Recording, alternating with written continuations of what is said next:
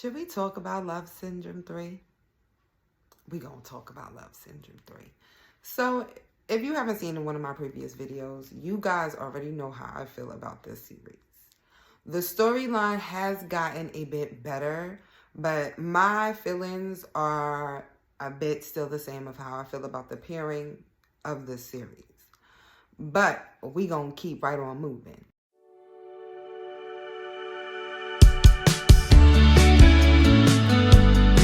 So episode 8 is really getting intense. And it's just like, it is hard to tell if this man is his past self or his old self or his new self or whatever version this man is. Because even when he was nice to it, this anger management behavior that he shows now seems about the same. I think the displacement of his anger is the problem, is what I'm trying to understand out of this series. But I'm assuming that it should have known. After your friend kept you company the night before and he was saying he was leaving his stuff, you should have said, no, bro. Just take your things, okay? No. Because look, I'm telling you, before he even pulled that curtain, I said to myself, self, I know that man's shit is still in that tent and he's about to get caught up. So and then on top of that, the dude that he even allowed to sleep in his tent, he wouldn't have been sleeping in my damn tent. He comes off creepy. And I think he is the man that is calling his phone, just breathing, listening to him say, hello, hello, hello, over and over again. Because if he finally speaks once Day answers the phone for the clip for the next episode, and he sound like he all up in his feels, and he sound like homeboy who was in that tent, which is Peace. I think Peace is the person calling it on that phone. Now the reason is why. What is their story? Have they met before? Because there is a mysterious person calling it. And I'm thinking it's Peace. He seemed like he's a little touched, a little scary.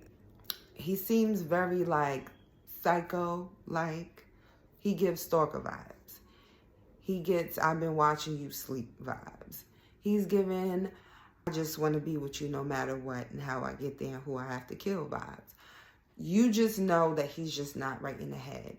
And it's just like, but then again, Day's not right in his head because you see what he does to Gear to get that information.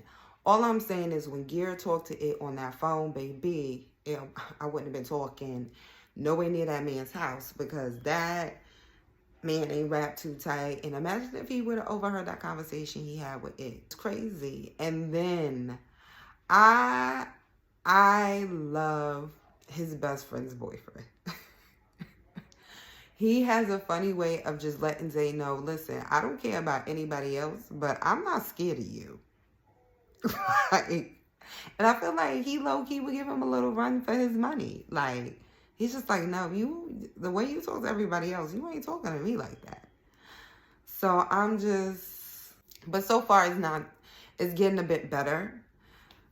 But at this point, I just want to know who's the person who's calling it on the phone. I think that's what's kind of captivating me in the series. Not so much of him, remembering things. It's just like their relationship is low-key toxic. It's low-key toxic, good or bad. So it's just like, it don't matter. But who is calling its phone is what's driving my anticipation of watching this show. So, like I said, I think it's Peace. If you haven't seen the series, I guess you can check it out. For me, it was a bit challenging to start. And if you get it right away and it's your cup of tea and it's one of your best BL series that you watch, do you. Listen, it's no hate. Do you. If you love this BL, do you and show your love.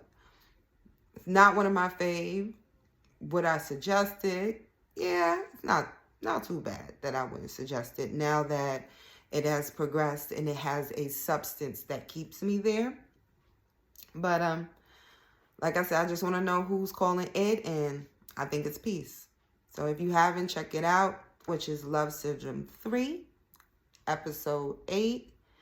And if you got the time to binge, I guess, knock yourself out.